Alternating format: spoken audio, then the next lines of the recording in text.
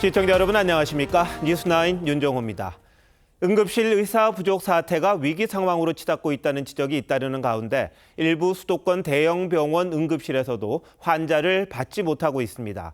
전국적으로는 25곳이 정상 운영되지 않고 있는데 정부는 추석 연휴 의료 공백을 막겠다며 군의관 등을 파견한 데 이어 모든 응급실에 전담 책임관을 지정하겠다고 밝혔습니다. 문제가 있으면 바로 대응하겠다는 취지겠죠. 하지만 근본적인 대책이 될지는 우려하는 목소리도 있고 군의관과 공중보건의 파견에 대해 비현실적이란 비판도 나옵니다. 먼저 신경희 기자가 정부 대책부터 알려드립니다. 현재 전국 응급실 409곳 가운데 부분적으로 운영을 중단한 곳은 건국대 충주병원 등 총 4곳. 의사 부족으로 나홀로 당직 위기에 처한 곳도 21곳으로 파악됐습니다. 아직 빅5 응급실은 버티고 있지만 아주대병원 등 수도권 권역병원 다수가 포함됐습니다. 당직 근무 표상 한 듀티당 2명 그 전담이 2명이 근무하기가 어려운 그런 어떤 시간대가 나올 가능성들이 있기 때문에 다만 일부에서 제기하듯 응급의료 붕괴나 마비 상황은 아니라고 선을 그었습니다. 그러면서 응급실의 환자 수용 불가 문제를 개선하기 위해 전국의 모든 응급실에 전담 책임관을 지정해 1대1로 관리하기로 했습니다. 모든 응급의료기관별 전담 책임관을 지정하여 1대1로 기관 집중 관리를 시행합니다. 대통령실도 응급진료 현장에 비서관급 참모진을 1명씩 지정해 파견하기로 했습니다. 매일 응급실 상황을 파악해 문제가 생길 경우 곧바로 보고를 받겠다는 겁니다. 이와 별개로 각 지자체들은 오늘부터 3주 동안 비상의료 관리 상황반을 운영해 연휴 비상진료 체계에 대비할 계획입니다. TV조선 신경입니다. 어제부터 파견한 군의관 등에 대해서는 정작 현장에서 부정적인 반응이 많다고 합니다. 대부분 응급 전문의가 아닌데다 책임 소재도 애매해 병원들이 부담스러워하고 있습니다. 파견이 취소되고도 있다는데 왜 그런지 황민지 기자가 취재했습니다. 서울 서남권과 경기 부천 등의 중증 응급 환자를 책임지는 권역응급의료센터 이대 목동병원. 지난 4일 서울에선 처음으로 응급실 축소 운영에 돌입했습니다. 어제 복지부는 이 병원에 군의관 3명을 투입했습니다. 하지만 첫날부터 병원 측은 3명 모두에게 파견 취소를 통보했습니다. 응급실 관련 경험이 없어 근무가 어렵다는 판단을 내린 겁니다. 병원 차원에서 면담을 했는데요. 응급실 근무에 적합치가 않아가지고 네, 그래서 부대 복귀 조치를 해달라고 제가 통보를 했고요. 세종 충남대병원에 파견된 군의관 2명도 진료를 볼 수 없다고 밝혀 반나절 만에 기존 근무지로 돌아갔습니다. 정부는 어제부터 군의관과 공중보건이 250명 파견을 시작했는데 업무 범위가 명확하지 않아 혼란이 가중되고 있습니다. 중요한 거는 정해주지 않고 이제 그냥 두루뭉술하게 넘어갔다는 점에서 환자한테 피해가 갈 수 있겠구나. 응급실 특성상 긴급한 처치가 필요할 때가 많아 책임 소재가 불거질 가능성도 있습니다. 진료 권한을 병원에서 어디까지 그 사람을 알고 진료 권한을 줄까요? 그 친구들이 그 상황을 견디려고 할까 아니면? 정부는 국방부 병원과 논의해 문제를 해결하겠다는 입장이지만 다른 병원에서도 군의관 파견 취소가 이어질 수 있다는 우려가 나옵니다. TV조선 황민지입니다. 응급실을 제때 찾지 못하는 사례도 늘고 있습니다. 공사장에서 추락한 70대 노동자는 수술할 병원을 찾지 못해서 4시간 만에 숨졌습니다. 심정지 환자는 100m 앞이 응급실이었는데 다른 병원으로 가야 했습니다. 왜 그런지 하동원 기자가 보도합니다. 광주 조선대학교 캠퍼스입니다. 오늘 아침 한 단과대 앞에서 20살 여학생이 심정지 상태로 쓰러진 채 발견됐습니다. 119 구급대는 100m 앞 조선대병원 응급실로 바로 이송하려 했지만 그러지 못했습니다. 피아 이런 부분은 좀 지금 현재로서는 상황이 이제 여력이 안 되니까 다른 환자들도 있고 상황이 여의치 않으니까 결국 여학생은 인근의 다른 병원으로 이송됐는데 의식은 돌아오지 않고 있습니다. 부산 기장군의 한 공사장. 지난 2일 오전 8시 10분쯤 70대 노동자가 이곳 2층에서 추락했습니다. 움직이지 못했거든요. 그냥 일고 와서 치료하면서 그때도 다 정신 있고 다리는 아파서 그렇지. 119 대원들은 다발성 골절이 의심된 환자를 받아줄 병원을 문의하기 시작했습니다. 약 10분 동안 10여 개 병원에 전화를 돌린 끝에 50km 떨어진 한 병원으로 환자를 이송했습니다. 사고 발생 1시간여 만입니다. 하지만 어렵게 옮긴 이 병원에서 중증 외상 환자를 수술할 수는 없었습니다. 중증이라서 수술이 지금 현재 아예 처음부터 안 되는 상황이었고요. 병원 측은 수술이 가능한 부산대병원에 2차례 전원을 요청했지만 거절당했다고 밝혔습니다. 그 사이 환자는 사고 발생 4시간여 만에 숨졌습니다. 부산대병원 측은 정확한 내용을 확인하고 있다고 설명했습니다. TV조선 하동훈입니다.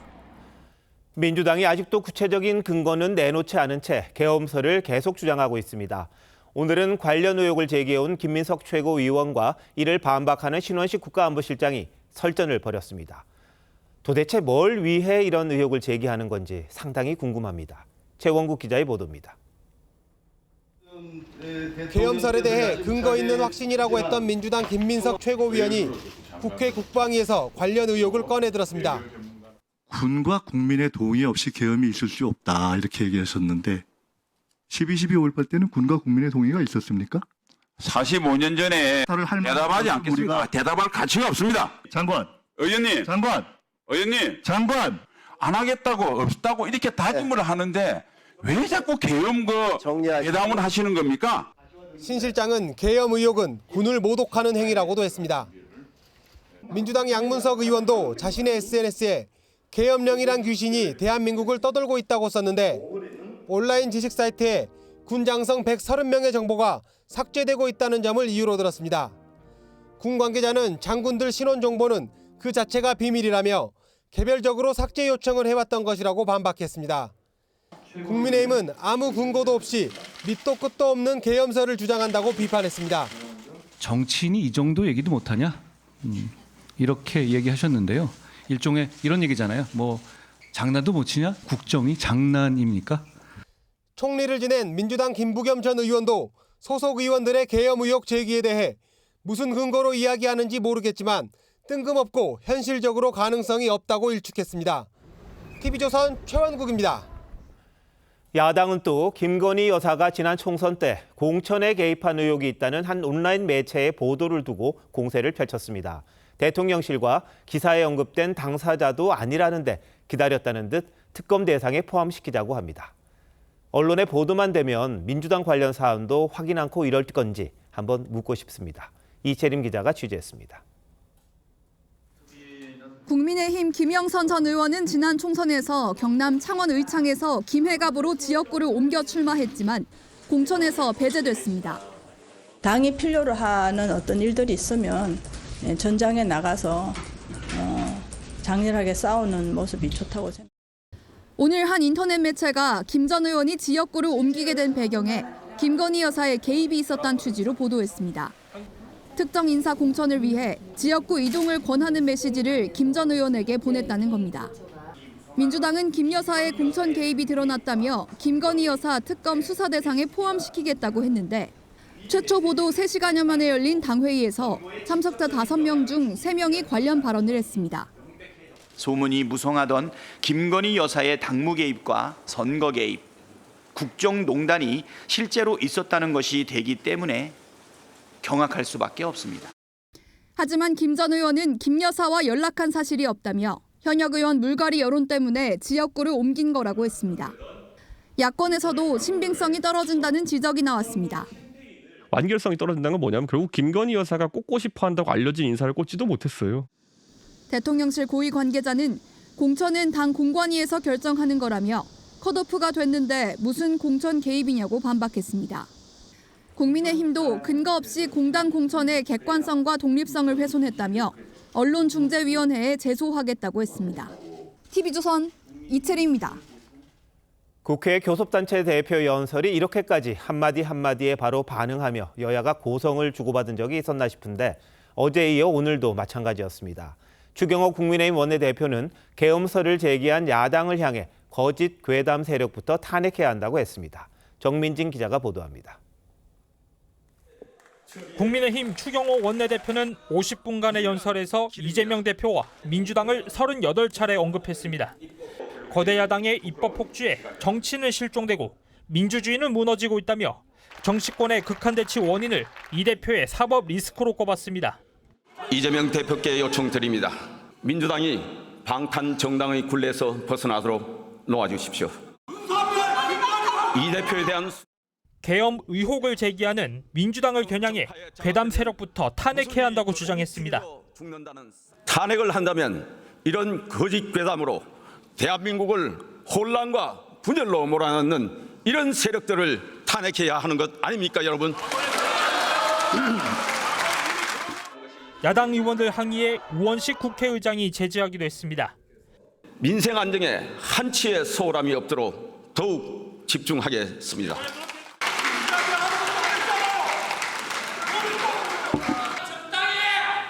잠깐만요. 국민들이 다 지켜보고 있고 또 방청객들이 많이 보고 있습니다. 추 원내대표는 중산층의 세부담 완화도 약속했습니다. 종합부동산세 1가구 1주택 공제를 12억 원에서 15억 원으로 올리고 다주택자 중과 제도도 폐지하기로 했습니다. 추 원내대표는 여야정 협의체 구성과 민생입법 패스트트랙도 제안했는데 민주당은 누가 야당을 탄압하고 협치를 깨고 있는지 돌아보라고 비판했습니다. TV조선 정민진입니다. 검찰이 이재명 민주당 대표의 부인 김혜경 씨를 법인카드 유용 혐의로 소환했는데 민주당이 언론전으로 대응했습니다. 검찰은 소환 사실을 공개한 적이 없습니다. 그런데도 민주당 측이 미리 밝히면서 이 대표 부부를 추석 밥상에 제물로 올리려 한다고 주장한 겁니다. 이에 검찰은 서면 조사를 하겠다고 했는데도 날을 정해 출석하겠다고 한 건 김 씨 측이라고 반박했습니다. 한지은 기자입니다.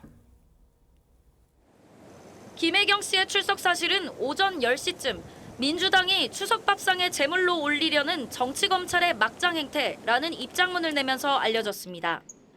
3시간 반쯤 뒤 김 씨는 수원지검에 들어섰습니다. 법인카드 사적 유용 혐의는 인정하시는 건가요? 김 씨는 이 대표가 경기도지사 시절 별정직 공무원 배모 씨 등에게 음식값 등을 법인카드로 결제하게 해 유용한 혐의를 받고 있습니다. 12만 원치 잘라달라고 그래요. 8,000원 나올 얼마요? 100원짜리 단위 띄라고. 김 씨는 오늘 진술 거부권을 행사하고 2시간 만에 검찰청사를 빠져나왔습니다. 저희로서는 익히 예상했던 질문들인데 이것이 형식적인 수사고 결론을 정해놓고 하는 수사라 생각해서 검찰은 추석 밥상의 제물이라는 민주당의 비판에 대해 지난 7월부터 3회에 걸쳐 출석을 요청했지만 일정 협의가 이루어지지 않았다며 서면 조사를 통보했음에도 김 씨 측이 오늘 출석하겠다고 한 것이라고 반박했습니다. TV조선 한지은입니다. 김건희 여사 명품 수수 사건 수사심의위원회가 내일 열립니다. 수사팀은 무혐의 결론을 내렸습니다만 이원석 검찰총장이 소모적 논란을 없애겠다며 수사심의위에 직권 회부한 건이죠. 수사심의위가 어떻게 구성되고 심의 결과는 어떻게 나올지 권영석 기자가 미리 알아봤습니다. 김건희 여사 명품 수수 의혹에 대한 검찰 수사심의위원회가 내일 열립니다. 검찰 외부 인사 중 무작위로 추첨된 15명이 기소 여부를 권고하게 됩니다. 법조계에선 청탁금지법은 배우자 처벌 조항이 없어 불기소 권고 가능성이 높다는 전망이지만 알선수재나 변호사법 위반에 대해선 다른 결론을 내릴 수 있다는 관측도 나옵니다. 심의위에는 김 여사 측 변호인과 중앙지검 수사팀이 참석할 예정입니다. 명품을 건네는 장면을 몰래 촬영했던 최재형 목사는 참석 통보를 받지 못하자 강하게 반발했지만 일방적으로 죄가 없다는 무혐의 쪽으로 이제 설명을 하는 그런 방식이기 때문에 이것은 반쪽짜리다. 수사심의위 행정규칙상 피의자를 제외한 사건 관계인은 참석 대상이 아닙니다. 수심위를 앞두고 최 목사는 청탁이 없었다는 기존 진술을 번복했고 김 여사 측이 검찰에 제출한 디올 파우치도 가짜라고 주장했습니다. 시리얼 넘버를 가지고 있기 때문에 저만이 메모를 해놔서 알고 있어요. 하지만 디올 측 설명은 다릅니다. 고객님들께서 확인할 수 있는 유의미한 넘버를 제품에 새겨놓고 있지는 않습니다. 제품 일련 번호는 없다는 설명입니다. TV조선 권영석입니다. 다음 주 월요일 문재인 전 대통령의 사위였던 서모 씨 특채 의혹과 관련해 법원이 공판 전 증인 신문이란 걸 엽니다. 문재인 청와대에서 대통령 친인척 관리를 맡았던 행정관이 수사에 협조하지 않자 이례적으로 여는 겁니다.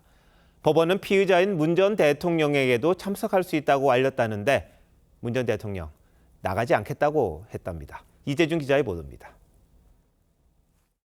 문재인 전 대통령 전 사위 서모 씨의 타이 이스타젯 특채 의혹과 관련해 검찰에 소환된 당시 청와대 관계자들은 잇따라 진술을 거부했습니다. 제가 저의 말이 어떻게 악용될지 모르기 때문에 그 진술을 거부했습니다. 당시 대통령 친인척 관리를 담당했던 신모 행정관은 아예 검찰 소환에도 응하지 않았습니다. 검찰은 신 씨가 문다혜 씨 가족의 태국 이주에 중요한 역할을 한 키맨으로 보고 공판 전 증인 신문을 신청했습니다. 법원은 이를 받아들여 오는 9일 서울 남부지법에서 신 씨의 증인 신문을 열기로 했습니다. 정식 기소도 안 된 사건에선 매우 이례적인 일입니다. 법원은 이날 신문에 피의자인 문재인 전 대통령, 이상직 전 의원, 조현옥 전 청와대 인사수석에게도 기일 통지서를 보냈습니다. 피의자의 방어권을 보장하기 위해 증인 신문에 참여할 수 있다고 알린 건데 문 전 대통령 측근인 윤건영 더불어민주당 의원은 TV조선에 검찰의 모욕주기이자 망신주기라며 문 전 대통령이 나갈 이유가 없다고 밝혔습니다. TV조선 이재중입니다. 북한이 25일 만에 우물풍선 도발을 재개했습니다. 올 들어 12번째죠. 어젯밤과 오늘 오전 그리고 잠시 전 풍선을 다시 띄웠습니다. 지금까지 50건 가까운 피해 사례가 접수됐고 풍선에 달린 기폭장치가 늦게 폭발하면서 화재도 잇따랐다고 합니다. 한편 우리 해병대는 연평도와 백령도에서 9.19 합의 효력 정지 이후 두 번째로 해상 사격 훈련을 실시했습니다. 홍현주 기자입니다. 국회 의정관앞도로에 북한 과자와 물수건 포장지 등 쓰레기가 흩어져 있습니다. 북한이 어젯밤부터 오늘 오전까지 띄운 우물풍선은 모두 480여 개로 그중 100여 개가 서울과 경기 북부 지역에 떨어졌습니다.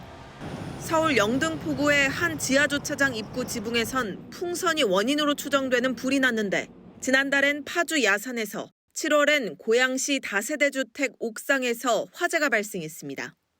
내용물을 공중에 흩뿌리기 위한 타이머와 기폭장치가 늦게 작동하면서 불길로 이어진 거란 분석이 나옵니다. 타이머가 부착된 비율은 조금씩 변하고 있다고 말씀드렸습니다. 비율이 올라갔다고. 통일부는 북한이 몰상식하고 저급한 행위를 반복해 유감이라고 밝혔고 해병대는 백령도와 연평도에서 K9 자주포와 천무 390여 발을 해상에 발사하는 훈련을 실시했습니다. 지난 6월 북한의 복합 도발로 9.19 군사 합의 전면 효력 정지를 결정한 이후 두 번째 해상 사격 훈련입니다. 한미는 워싱턴에서 북핵 위협 대응 시나리오를 논의하기 위한 첫 외교국방 협의체 회의를 열고 최근 DMZ 인근에서의 북한의 무모한 행동들이 긴장을 고조시킨다고 경고했습니다. TV조선 홍현주입니다. 지난달 인천 교동도로 귀순한 북한 주민은 아버지와 함께 동반 귀순을 시도했다가 아버지는 끝내 넘어오지 못한 것으로 확인됐습니다.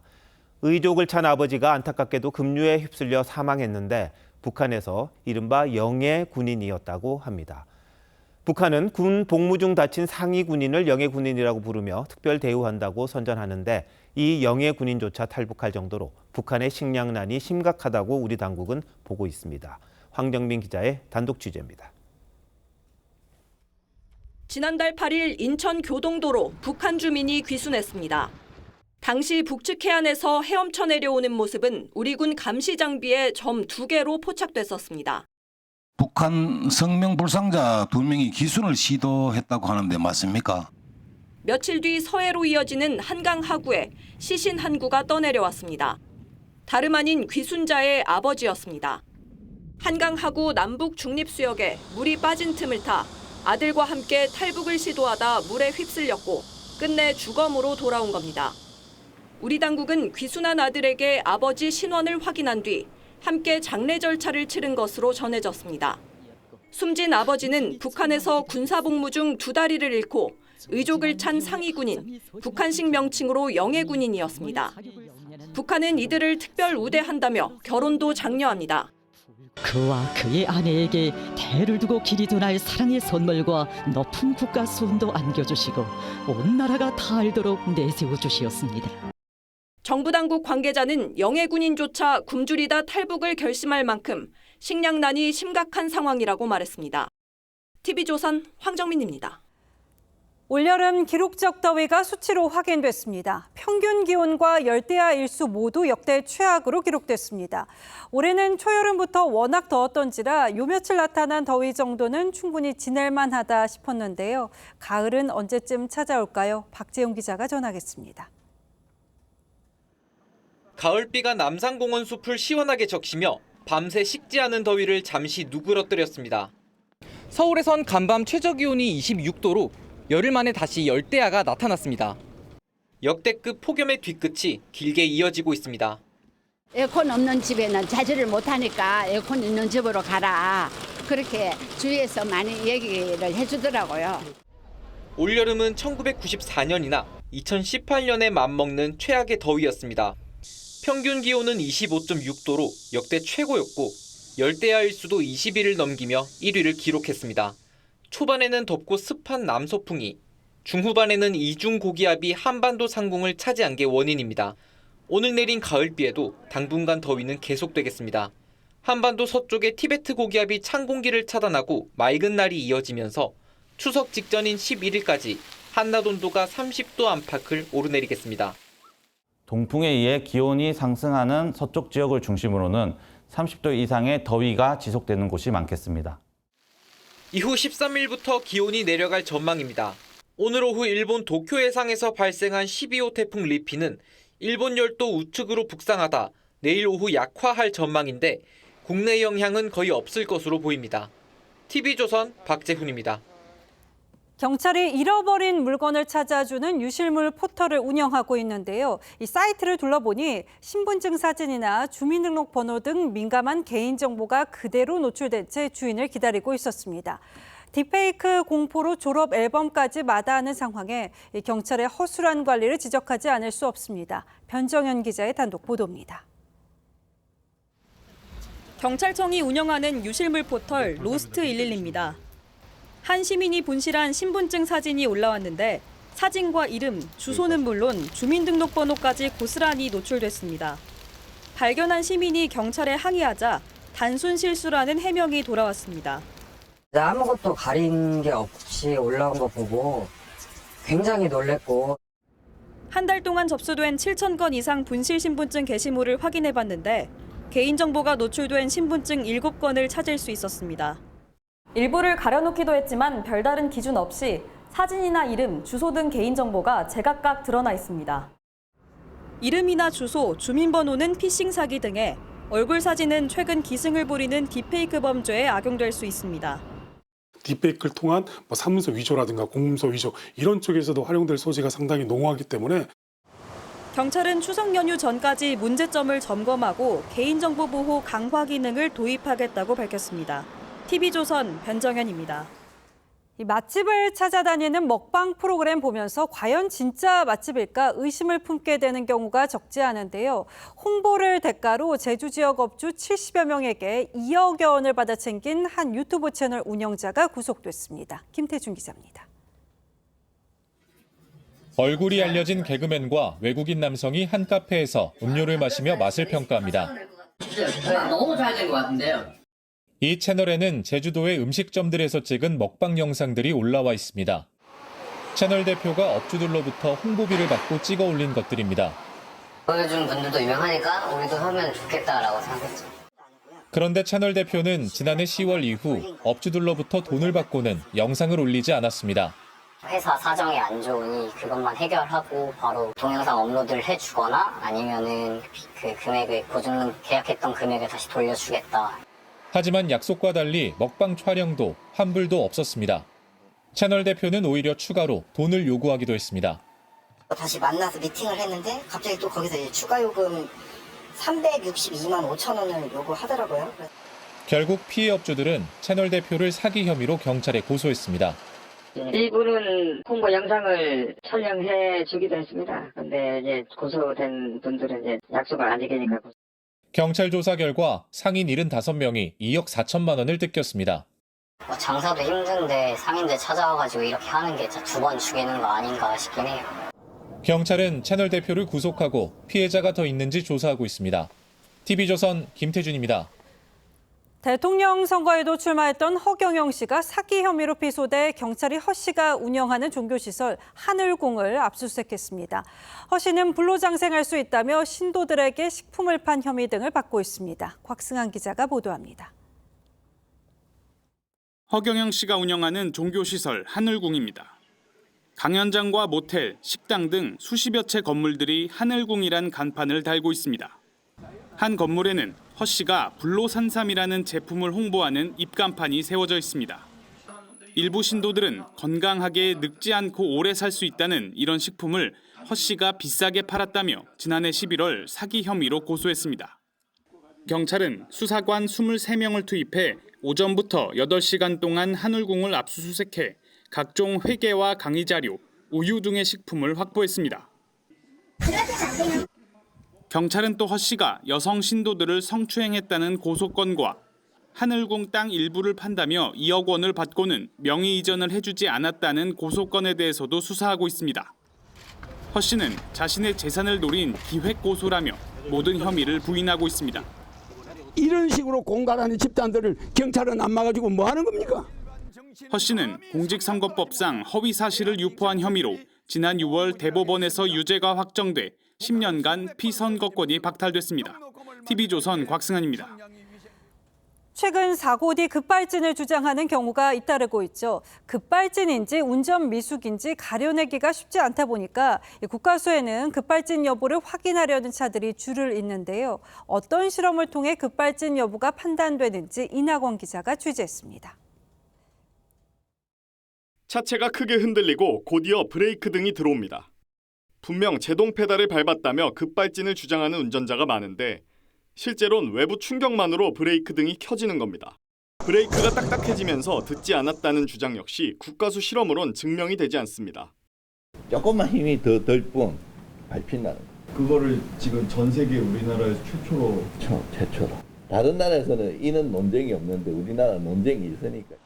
급발진 의심 차량 감정 건수가 5년 만에 2배 늘면서 국과수 보관소는 포화 상태에 이르렀습니다. 이곳 국과수로 들어오는 급발진 의심 차량들은 페달 센서를 비롯해 차량 전체에 걸쳐 정밀 검사를 거치게 됩니다. 하지만 운전자가 제동이 아닌 가속 페달을 잘못 밟은 경우가 대부분입니다. 사람들이 EDR을 안 믿잖아요. 그렇죠. 그 때문에 너무 불필요한 그런 검사가 있는 상황 많아요. 국과수는 차량 급가속 시 전자식 사이드 브레이크를 작동하면 속도를 줄일 수 있다고 조언했습니다. TV조선 이낙원입니다. 인천 청라 지하주차장에서 벌어진 전기차 화재로 무려 800여 대 차량이 피해를 입는 일이 있었죠. 이 같은 피해를 막기 위해서는 차량 아래에 설치되어 있는 배터리백을 공략하는 게 중요한데요. 연기만 나도 바로 수조가 내려오는 자동 수조 시스템이 공개됐습니다. 신유만 기자가 보도합니다. 주차된 차에서 갑자기 연기가 솟아오릅니다. 천장에 달린 레일을 타고 수조가 움직이더니 바닥까지 차단막을 덮습니다. 소방호스를 연결하고 물을 채우면 초기 진화가 끝납니다. 불이 났을 때 이렇게 벽에 붙은 스위치를 작동하면 20초 내외로 차량에서 나오는 연기를 모두 차단할 수 있습니다. 전기차 화재는 소화기나 물로는 진화가 어려워 방화복을 입은 소방관이 출동해 직접 소화덮개로 꺼왔습니다. 새로 개발된 자동 수조는 발빠른 대응이 가능합니다. 24시간 화재를 감지하고 또 감지해서 즉시 초기에 대응할 수 있는, 그리고 사람이 하는 것이 아니라 장비가 하는 시스템이기 때문에 벌써 서울 시내 구청 10여 곳이 도입을 검토하고 있습니다. 높이가 한 2.3m 정도밖에 안 되기 때문에요. 일반 소방 차량이 들어오기가 상당히 어렵습니다. 자동 수조 시스템은 하나에 3천만 원으로 수동식 소화덮개의 10배가 넘지만 대량 생산이 이뤄지면 단가도 내려갈 전망입니다. TV조선 신유만입니다. 서울 남산에 곤돌라가 들어섭니다. 덕분에 내후년 봄이면 명동역 인근에서 남산 정상까지 5분이면 갈 수 있을 전망인데요. 노도일 기자가 영상으로 구현해봤습니다. 시민들이 곤돌라에 탑승합니다. 승강장을 출발한 곤돌라는 남산을 향해 오릅니다. 통창 밖으로는 서울 시내 모습이 한눈에 내려다 보입니다. 5분 만에 도착한 정상엔 벚꽃이 폈습니다. 2년 뒤면 남산에서 운행될 곤돌라의 모습입니다. 예장공원에서 정상까지 832m 구간에 5개 지주가 설치되는데 남산공원 숲속에는 단 2개만 원통형으로 설치됩니다. 남산 생태 환경을 보존하기 위해서입니다. 운행되는 곤돌라는 25대, 기존 케이블카보다 3배 이상 많은 시간당 1,600명을 태울 수 있습니다. 승강장은 명동역 바로 옆 예장공원에 설치돼 노약자나 임산부 등의 접근도 쉬워졌습니다. 케이블카를 타려면은 중간까지 이용하는 그런 좀 차편을 이용한다든가 자가용을 이용한다든가 복합적인 좀 상황이 많이 발생해. 사업 추진 15년 만에 착공된 곤돌라는 내년 11월 완공돼 시범 운행을 거친 뒤 내후년 봄부터 정식 운행을 시작합니다. 서울 한복판에 상권이 살아나면서 그 경쟁력이 엄청나게 올라갈 것이 아닌가 그런 생각이 들고요. 서울시는 운영 수익을 모두 남산 생태 환경 보전에 투자하겠다고 밝혔지만 일부 환경단체는 여전히 곤돌라 설치에 반대하고 있습니다. TV조선 노도일입니다. 올 2분기 우리나라 경제가 지난 분기보다 0.2% 역성장했습니다. 수입이 크게 증가한 데다 투자와 민간 소비 모두 부진했습니다. 이렇게 되면 내수 활성화를 명분으로 금리 인하 목소리가 커질 수도 있는데요. 최수용 기자가 현장에서 나오는 얘기를 들어봤습니다. 서울 동대문의 의류 도소매 상가. 옷을 사러 온 손님을 찾아보기 힘들 정도로 썰렁합니다. 소비 자체가 안 돼요, 지금. 시장 자체가 예전보다 많이 없었는데 80%가 다운이 됐어요. 보시는 것처럼 경기 침체로 소비 심리가 위축된 탓에 점포 곳곳이 비었습니다. 민간 소비와 투자 부진으로 2분기 경제 성장률은 1분기보다 0.2% 감소했습니다. 1년 6개월 만에 역성장입니다. 여기다 실질 구매력을 나타나는 국민 총소득은 1.4% 줄어 3년 만에 최대폭으로 떨어졌습니다. 최근에 원유와 천연가스 등의 수입품 가격 상승률이 반도체의 수출품 가격보다 조금 더 올라서 교육 조건이 악화된 측면. 한국은행은 경기 침체로 보기 힘들다며 하반기 들어 회복 속도가 빨라지고 있다고 평가했습니다. 올해 성장률 전망치도 2.4%로 유지했습니다. 일부에선 한국은행이 집값 문제 때문에 금리 인하 시점을 놓친 것 아니냐는 지적도 나옵니다. TV조선 최수용입니다.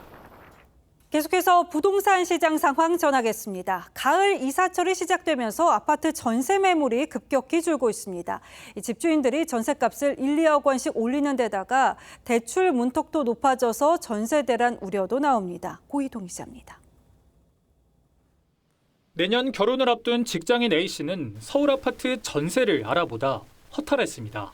광화문 직장 근처 전세가 올 초보다 1억 원 이상 가격이 올랐기 때문입니다. 연초에 7억 정도 거래되는 게 현재는 한 8억에서 8억 5천 정도. 주변에서도 뛰는 전세값을 감당하지 못해 내쫓기듯 나오는 경우가 있었다고 합니다. 4년이 지나고 새로 전세 계약을 하려고 하니까 전세금을 2억을 올려달라고 했다고. 서울 아파트 전세 매물은 26,600가구로 올 초 3만 5천 가구에 비해 25% 가까이 줄었습니다. 1,000세대가 넘는 대단지 아파트인데도 전세가 없거나 한두 개만 있는 곳이 많습니다. 손님들은 이제 몇 분 정도 계시는데 물건이 안 나오니까 기다리고 계십니다. 그냥 시간 마른 거네요, 그냥 그러면? 네네네. 아파트 공급이 부족한 데다 계약갱신 청구권이 시행된 지 4년이 지나면서 집주인들이 가격을 마음대로 올려 전세값도 고공행진입니다. 여기다 은행권이 전세대출 문턱까지 높이면서 아파트 전세 구하기가 하늘의 별 따기가 되고 있는 겁니다. 전세 대출이 가능한 아파트 매물을 찾기가 어려워지게 되면 반전세 또는 월세 시장으로 전환하는 사례가 늘어날 것으로 보입니다. 본격적인 가을 이사철이 시작되면서 싼 전세를 찾아 외곽으로 빠져나가는 전세 난민 현상이 재현될 거란 우려도 나옵니다. TV조선 고이동입니다.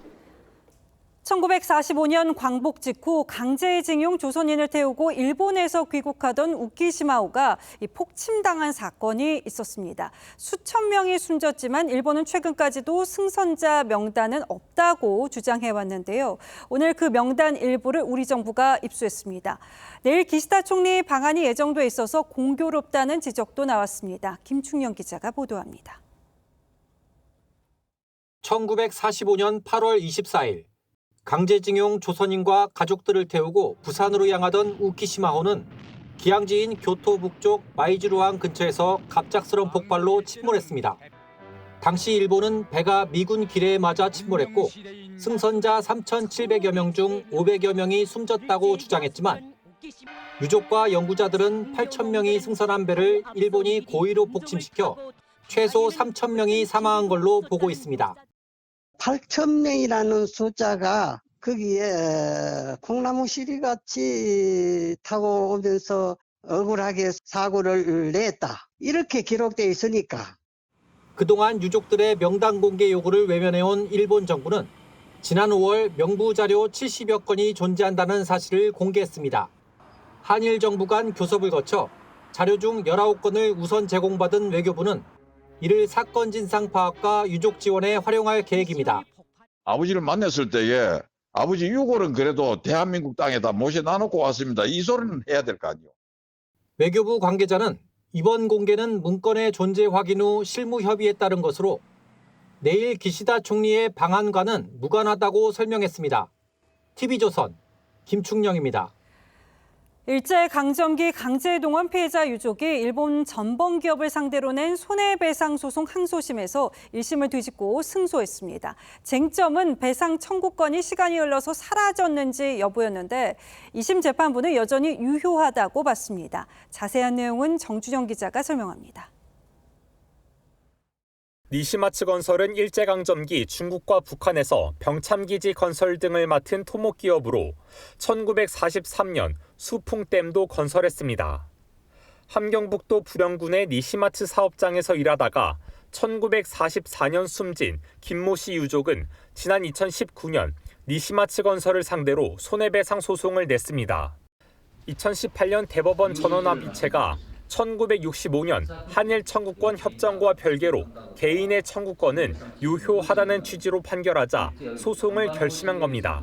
위자료 청구권은 청구권 협정의 적용 대상에 포함되지 않는다고 보는 것이 타당하고 1심 법원은 대법원 소부가 개인 청구권을 처음 인정한 2012년에서 3년이 지난 후에 소송을 냈다며 원고 패소 판결을 내렸습니다. 하지만 오늘 2심 법원은 대법원 전원합의체가 최종 판단을 내린 때가 시점이 돼야 한다며 피해자 손을 들어줬습니다. 일본 제철이나 미쓰비시 중공업을 상대로 한 판결들이 이루어지고 있는데 니시마츠 건설을 상대로 한 판결은 최초였다라는 점이 의미가 있는 것 같습니다. 앞으로도 강제동원 피해자들의 승소가 이어질 전망입니다. TV조선 정준영입니다. 윤석열 대통령이 5.18 기념식 이후 110일 만에 광주를 찾았습니다. 호남 지역에서 가진 세 번째 민생토론회 참석을 위해서였는데요. 2027년 개장을 목표로 추진 중인 복합 쇼핑몰 사업을 전폭적으로 지원하겠다고 약속했습니다. 조성호 기자입니다. 호남 지역 민생토론회는 지난 3월 광주와 전남 공동 개최가 추진됐지만 강기정 광주시장의 단독 개최 요구로 이번에 따로 열렸습니다. 2단계 사업에 대해서 에타 면제를 추진하겠다, 검토하겠다 이런 말씀을 꼭 듣고 싶은 상황입니다. 윤석열 대통령은 민주화의 도시 광주가 이제 첨단 기술 도시로 도약해 대한민국 성장의 견인차가 돼야 한다고 강조했습니다. 첨단 기술과 문화의 힘을 융합하면 대한민국 발전을 이끄는 세계의 중심 도시로 우뚝 설 수 있습니다. 인공지능 AI나 모빌리티와 같은 첨단 산업 육성과 함께 문화예술 인프라와 복합 쇼핑몰 사업에 대한 지원을 약속했습니다. 윤 대통령은 이어 개최 30주년을 맞은 광주 비엔날레 현장도 찾아 문화 브랜드 가치를 높이기 위해 적극 지원하겠다고 했습니다. TV조선 조성호입니다. 압록강 수해로 북한 자강도 지역에서만 3,500명이 넘는 사망자가 나왔고 간부 수십 명이 총살당했다는 소식 저희가 단독 보도해 드렸었죠. 북한 내에서도 자강도 상황이 심각하다는 소문이 퍼지고 있다고 합니다. 그래서인지 그동안 자강도 피해 규모를 숨겨왔던 북한이 뒤늦게 이 지역 복구 작업 영상을 계속 TV로 내보내고 있습니다. 중장비도 클로즈업 한다는데 왜 그런지 이채영 기자가 설명합니다. 평양에서 온 학생들이 자강도 수해 복구 현장에서 위문 공연을 펼칩니다. 중장비 대신 대부분 맨손 복구를 한다는 보도를 의식한 듯 굴삭기와 트럭을 동원한 복구 장면을 반복적으로 보여줍니다. 7월 말 압록강 홍수 이후 북한 방송에서 자강도의 복구 현장을 내보낸 건 처음으로 골조 공사가 본격적으로 진행되고 있다고 했습니다.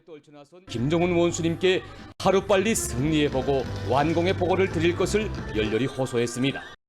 북한은 그동안 압록강 하구인 평안북도의 피해와 복구 상황은 자주 보도했지만 가장 큰 피해를 입은 자강도 상황은 숨겨왔습니다. 자강도에 북한의 군사적 시설들이 상당히 밀집돼 있기 때문에 이러한 것들이 노출되는 것에 대한 우려 때문에. 하지만 수천 명의 사망자가 발생하고 전염병까지 창궐한 데다 자강도의 심각한 상황이 평양을 비롯한 북한 전역에 알려지면서 결국 복구 상황을 공개한 거란 분석이 나옵니다. 북한 내에서는 이런 소식들이 다 이미 퍼졌을 가능성이 있고 복구 작업과 복구 성과를 이제부터는 보여줘야 할 필요가 있는 거겠죠. 국가정보원은 자강도에서만 3,500명 이상 사망하고 간부 20에서 30명이 총살됐다는 TV조선 보도에 대해 관련 동향이 있어 예의주시 중이라고 했습니다. TV조선 이채연입니다. 고물가와 고금리의 명절을 지내는 방법도 바뀌고 있습니다. 마트에는 싸고 간단하게 차례 음식을 준비할 수 있는 간편식을 찾는 이들이 많아졌고 중고거래 사이트에는 필요 없는 추석 선물을 팔고 저렴하게 사가려는 사람들이 몰리고 있습니다. 조덕형 기자가 취재했습니다. 중고거래 앱에 추석 선물을 검색하자 서울 중북부 일대에만 수십 개가 뜹니다. 대부분 포장도 뜯지 않은 새 상품입니다. 선물로 받았지만 필요 없는 추석 선물. 예전엔 몇 개월씩 집에 묵혀두고 먹었지만 요즘엔 곧바로 중고장터에 내놓습니다. 선물 받은 건데 여러 개 받다 보니까 안 쓰게 되죠. 중고거래로 직접 사온 선물 세트를 마트의 새 상품과 비교해 보겠습니다. 햄 세트와 참치햄 세트 모두 새 제품보다 약 30% 저렴하게 구입했습니다. 추석 선물에 쓰는 예산도 크게 줄었습니다. 지난해 조사에선 평균 36만 원을 추석 선물을 사는데 쓰겠다고 했는데 올해는 절반인 18만 원으로 줄었습니다. 추석 선물로 구매할 품목 1위도 지난해 쇠고기에서 올해는 사과로 바뀌었습니다. 명절 음식은 간편식 제품이 인기입니다. 특히 재료 손질에 손이 많이 가는 오색 꼬치 등 전 제품이 많이 팔립니다. 한 대형마트는 지난해 자체 브랜드 제수용품 매출이 전년 대비 15% 늘었습니다. 너무 간편하게 할 수 있어서 가족들이랑 시간 보낼 수 있어서 더 좋은 것 같아요. 고물가가 추석 풍경도 바꾸고 있습니다. TV조선 조덕현입니다. 초박빙 접전인 미국 대선이 내일부터 사전투표를 시작합니다. 사전투표 기간에는 대선 결과에 영향을 줄 수 있는 대형 이벤트가 예정돼 있습니다. 이 후보들 간 첫 TV 토론과 트럼프 후보의 선고 등이 대선 승패를 좌우할 변수가 될 수 있다는 전망이 나오는데요. 이런 와중에 총기 사고까지 벌어져서 쟁점으로 떠올랐습니다. 이태영 기자의 보도입니다. 경찰차 사이렌이 울리고 학생들은 다급히 대피합니다. 놀란 학부모들은 한 걸음에 학교로 달려옵니다. 현지 시간 4일 미국 조지아주 애틀랜타의 한 고등학교에서 총격 사건이 발생해 4명이 숨지고 9명이 다쳤습니다. I heard screaming and everything. At first, I thought it was like someone just like playing around in the hallway. 총격범은 14살 재학생으로 지난해 온라인에 총격 위협글을 적어 FBI 수사를 받았던 것으로 알려졌습니다. 민주당 해리스 후보는 총기 규제를 강하게 주장했습니다. Every day in our country, in the United States of America, that parents have to send their children to school worried about whether or not their child will come home alive. It's senseless. 공화당 트럼프 후보는 규제에 대한 언급 없이 총격범 비난에 열을 올렸습니다. 대신 해리스 얼뜯기에 집중했습니다.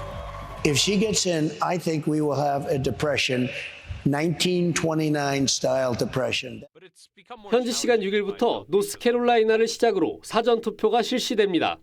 지난 대선 당시 69%로 높은 투표율을 기록했는데 특히 오는 10일 첫 TV 토론과 18일 트럼프의 성추문 형량 선고와 맞물리면서 판세가 요동칠 것으로 보입니다. TV조선 이태형입니다.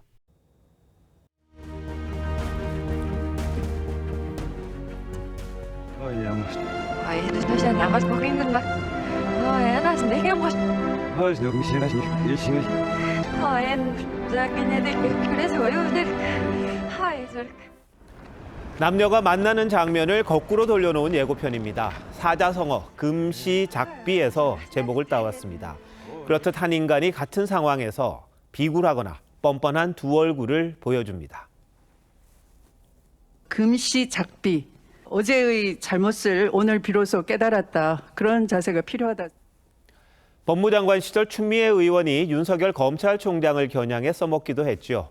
그는 계엄 음모론을 촛불 전국 때 처음 들고 나온 장본인이기도 합니다. 계엄령까지도 준비하고 있다는 정보도 돌고 있습니다. 그런데 훗날 촛불 다큐멘터리에서 한 말은 정보가 있다, 이 말과 사뭇 다릅니다. 꿈 깨라.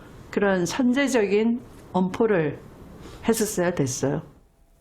엄포, 요 며칠 민주당에서 나오는 예방주사, 경고 차원인이 하는 말과 빼닮았습니다.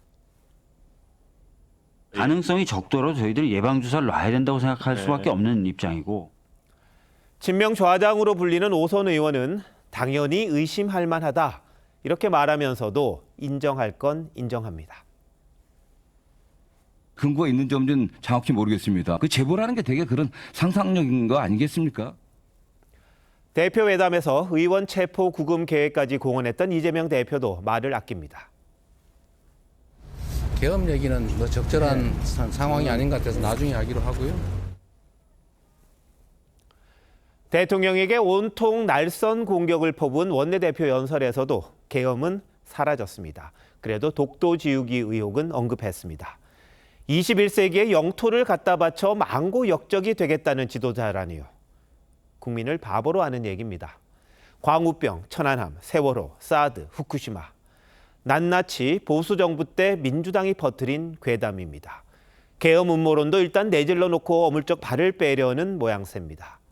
금시작비는 도연명 귀거래사에서 유래했습니다. 벼슬을 버리고 귀양하면서 지난 잘못을 돌이켜 오늘의 삶을 가다듬겠다는 다짐입니다. 그런데 귀에 들어오기나 하겠습니까? 당대표 재판들이 선고가 다가올수록 아니면 말고식 증상은 심해질 것 같습니다. 9월 5일 앵커 칼럼 오늘 국민 모독하기였습니다.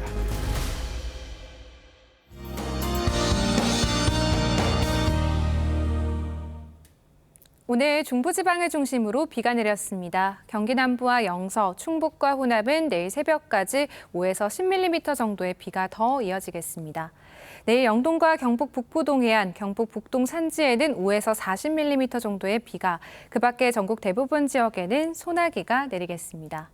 오늘 폭염특보가 또 한 차례 확대됐습니다. 내일 한낮에도 30도 안팎의 늦더위가 이어지겠습니다.